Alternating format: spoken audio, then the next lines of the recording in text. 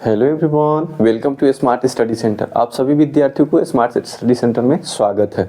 हम आशा करते हैं कि आप सभी बच्चे लोग स्वस्थ होंगे, मस्त होंगे, ज़बरदस्त होंगे और आपकी पढ़ाई बहुत अच्छी से चल रही होगी।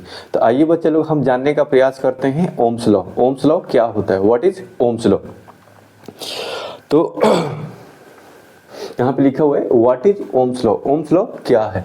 तो जर्मन फिजिसिस्ट थे जॉर्ज साइमन ओम, जिन्होंने एक रिलेशनशिप फाइंड आउट किया था पोटेंशियल डिफरेंस और करंट में। तो उसी को हम लोग क्या कहते हैं? ओम्स लॉ कहते हैं। ठीक है ना। अब देखिए, आइए देखते हैं हम लोग ओम्स लॉ के बारे में।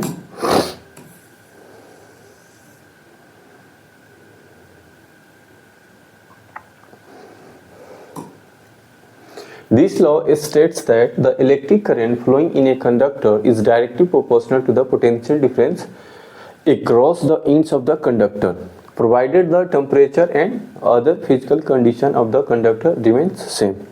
बोला जा रहा है कि किसी भी इलेक्ट्रिकल सर्किट में जो करंट फ्लो करता है वो डायरेक्टली प्रोपोर्शनल होता है पोटेंशियल डिफरेंस के।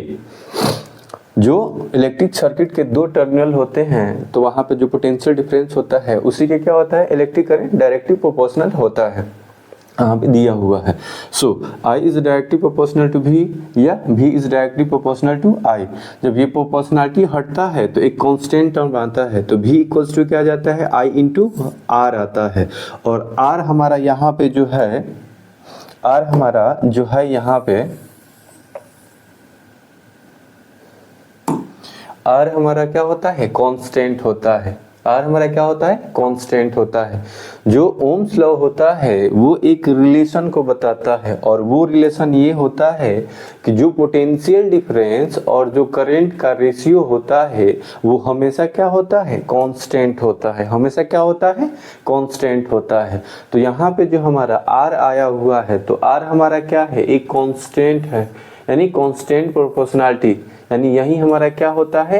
रेसिस्टेंस होता है। और जो रेसिस्टेंस होता है वो पोटेंशियल डिफरेंस और करंट का रेशियोज होता है। और जो R का मान होगा वो हमेशा क्या होगा? कांस्टेंट होगा। अब इसका जो ग्राफ होता है, इस जो ग्राफ होता है वो होता है हमेशा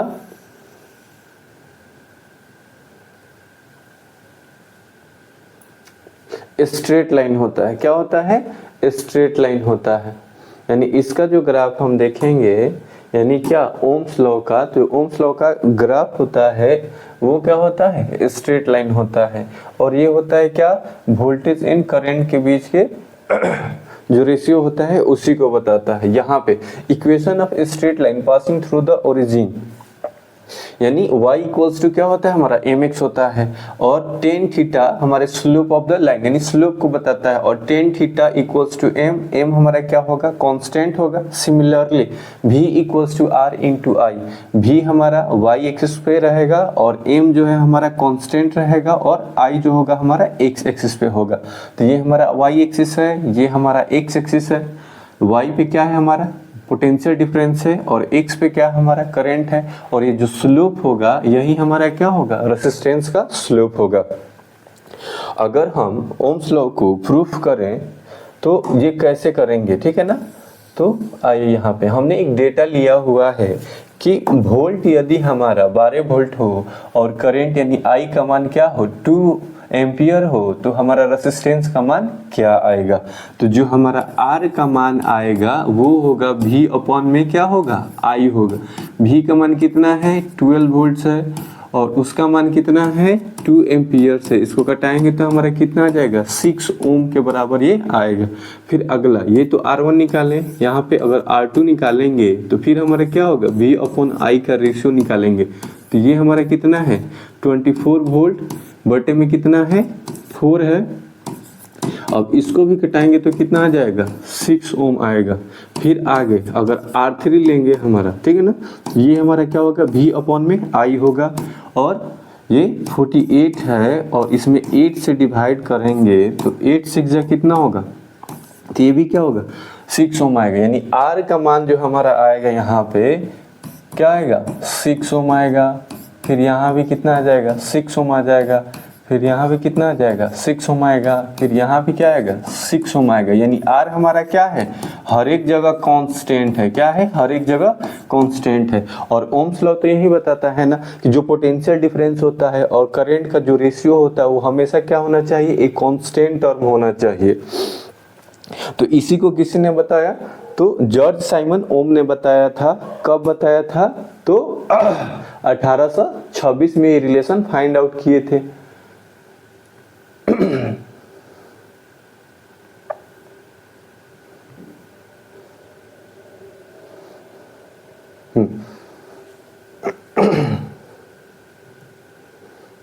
तो हम आशा करते हैं कि ये समझ में बच्चों आप सभी को आया होगा। अब नेक्स्ट हम लोग पढ़ेंगे। अब क्या होता है? रेसिस्टेंस।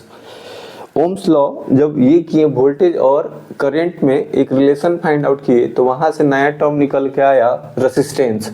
अब रेसिस्टेंस के बारे में हम लोग पढ़ेंगे। रेसिस्टेंस क्या करता है? किसी भी इलेक्ट्रिकल सर्किट में जो करंट फ्लो करता है या चार्ज फ्लो करता है तो उस चार्ज का क्या करता है? वो अपोज करता है। और अपोज होने का कारण क्या होता है कि जो इलेक्ट्रॉन्स होते हैं रेंडमली मूव करते हैं तो कॉर्नर एटम से जाके टकराते हैं और टकराने के दौरान क्या होता है? वहां पे हीट प्रोड्यूस होता है और वहीं हीट के कारण क्या होता है? और वाइब्रेशन होता है। और तो उसी को हम लोग क्या कह देते हैं? रेसिस्टेंस कहते हैं। ठीक है ना? Resistance of a conductor is the property of a conductor to oppose the flow of charge through it. यानी किसी कंडक्टर में बहने वाला जो इलेक्ट्रिक करंट होता है उसका जो अपोज करता है वही हमारा क्या होता है? रेसिस्टेंस होता है। यानी वो फ्लो ऑफ चार्ज का क्या करेगा? अपोज करेगा। किसी भी कंडक्टर में बहने वाले चार्ज का अपोज करता है। ठीक है ना? तो वही हमारा क्या कहलाता है? Resistance. The unit of resistance is ohm. Its symbol is Greek symbol. इस सिंबल से हम इसको रिप्रेजेंट करते हैं। तो एक ओम बराबर क्या होता है? 1 वोल्ट बटे में 1 एम्पियर। अब इसी को लिखते हैं वोल्ट पर एम्पियर। अब आइए यहाँ पे जाने का प्रयास करते हैं कि डेफिनेशन ऑफ 1 ओम क्या होता है। Resistance of a conductor is said to be 1 ohm if a potential difference of a 1 volt across the ends of the conductor makes a current of 1 ampere to flow through it. यानी 1 ओम resistance हम जो बोलते हैं कि 1 ओम से क्या समझते हैं? तो जब 1 वोल्ट का पोटेंशियल किसी सर्किट के अक्रॉस अप्लाई करते हैं तो उसमें 1 एम्पियर की धारा क्या करती है? प्रवाहित होती है, फ्लो होती है। तो वही हमारा क्या कहलाता है? 1 ओम कहलाता है। क्या कहलाता है? 1 ओम कहलाता है। तो हम आशा करते हैं कि समझ में आया होगा। आगे अब नेक्स्ट चलते हैं हम लोग। नेक्स्ट देखते हैं। नेक्स्ट टॉपिक हमारा रेसिस्टेंस को प्रभावित करने वाले कौन कौन से कारक हो सकते हैं। ठीक है ना? उसके बारे में हम लोग अब जानेंगे। Resistance depends on the following factors. First हमारा है लेंथ ऑफ द कंडक्टर। यानी resistance depends on the length of the conductor. यानी जो हमारा किसी भी कंडक्टर का रेसिस्टेंस होता है वो क्या होता है? Directly proportional to the length of the conductor होता है। यानी किसी कंडक्टर का यदि लेंथ क्या होगा? ज्यादा होगा तो उसका रेसिस्टेंस भी क्या हो जाएगा? ज्यादा होगा। अगर लेंथ ऑफ कंडक्टर क्या होगा? घटा देंगे तो हमारा रेसिस्टेंस भी क्या हो जाएगा? घट जाता है। उसके बाद से किसी भी कंडक्टर का जो एरिया ऑफ क्रॉस सेक्शन होता है, यदि हम area of cross section of the conductor यानी किसी भी कंडक्टर के एरिया ऑफ क्रॉस सेक्शन को बढ़ा देंगे तो उसका क्या हो जाएगा? रेसिस्टेंस कम हो जाता है। यानी इसमें जो रिलेशन होता है वो होता है R is inversely proportional to the area of cross section. यदि हम एरिया ऑफ क्रॉस सेक्शन को बढ़ा देंगे तो हमारा रेसिस्टेंस का मान क्या हो जाएगा? घट जाएगा। यदि हम इसको घटा देंगे तो हमारा रेसिस्टेंस का मान क्या हो जाएगा? बढ़ जाएगा। ठीक है ना? तीसरा हमारा है कि nature of the material of the conductor. यानी जिस मटेरियल से कंडक्टर बना होगा उस पर भी क्या होता है? डिपेंड करता है। अलग अलग मटेरियल का क्या होता है? अलग ऑफ द कंडक्टर। यदि टेम्परेचर चेंज होगा तो हमारा रेसिस्टेंस भी क्या हो जाएगा? चेंज हो जाएगा। ठीक है ना? तो इसलिए वो क्या होता है? कांस्टेंट टेम्परेचर को करते हैं। यानी इसको मान फिक्स रहते हैं, ये नहीं बदलता है। यदि टेम्परेचर बदल जाएगा तो हमारा रेसिस्टेंस भी क्या हो जाएगा? बदल जाएगा।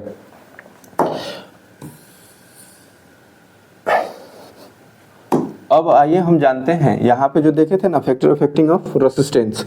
यानी ये जो हमारा रेसिस्टेंस होता है R is a directly proportional length of the conductor, इसे इक्वेशन 1 मानेंगे। दूसरा हमारा क्या होगा? R is a inversely proportional to the area of cross section of the conductor.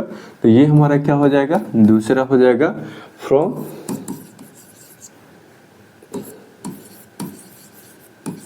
Equation 1 and equation 2। अब क्या होगा, हम जानते हैं कि ये जो R होगा वो प्रोपोर्शनल टू L अपॉन में क्या होगा, A होगा, ठीक है ना। अब इसको हटाएंगे, प्रोपोर्शनलिटी को हटाएंगे तो यहाँ पे हमारा एक कांस्टेंट टर्म आ जाएगा, वो होगा क्या, R बराबर रो इंटू L बाई में क्या होगा, A होगा। अब यहाँ पे तो हम जानते हैं कि R बराबर हमारा रेसिस्टेंस होता है, L बराबर लेंथ ऑफ द कंडक्टर होता है, और A जो हमारा होता है वो क्या होता है, एरिया ऑफ क्रॉस सेक्शन होता है। तो मैं यहाँ पे लिख देता हूँ वेयर R क्या है हमारा,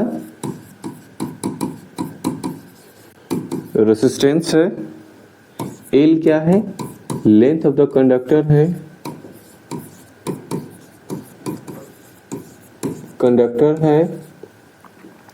A क्या हमारा एरिया ऑफ क्रॉस सेक्शन है,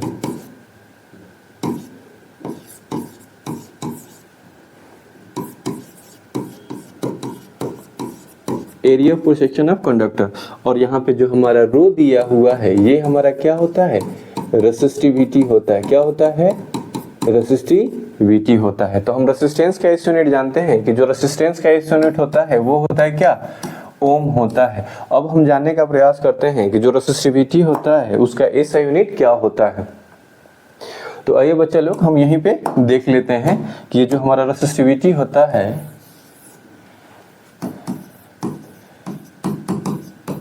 रेसिस्टिविटी होता है उसको हम लोग रो से रिप्रेजेंट करते हैं, ठीक है ना। अब यहाँ से हम देखेंगे कि R बराबर में क्या होता है, rho into L by A होता है। यदि हम यहाँ से रो को निकालें तो यहाँ पे क्रॉस मल्टीप्लिकेशन हो जाएगा, तो ये हो जाएगा R इंटू A और अपॉन में क्या हो जाएगा, L आ जाएगा, ठीक है ना। तो ये हमारा क्या होता है, रेसिस्टिविटी होता है। अब रेसिस्टिविटी का अगर एस यूनिट निकालें तो हम जानते हैं कि जो हमारा रेसिस्टेंस होता है उसका यूनिट क्या होता है, ओम होता है, और एरिया का एस यूनिट क्या होता है, मीटर स्क्वायर होता है, और लेंथ का क्या होता है, मीटर होता है। तो इससे ये कटेगा तो जो हमारा यूनिट होगा वो हो जाएगा बच्चा लोग क्या, ओम मीटर हो जाएगा। यानी यूनिट ऑफ रेसिस्टिविटी इज क्या होगा हमारा, ओम मीटर हो जाएगा। क्या हो जाएगा, ओम मीटर हो जाएगा बच्चा लोग, ठीक है ना। तो हम आशा करते हैं कि यहाँ तक आप सभी बच्चों को खूब अच्छे से समझ में आया होगा। तो इसी प्रकार के वीडियो पाने के लिए हमारे वीडियो को लाइक कीजिए, अपने दोस्तों के पास शेयर कीजिए और हमारे चैनल को सब्सक्राइब करना ना भूलें।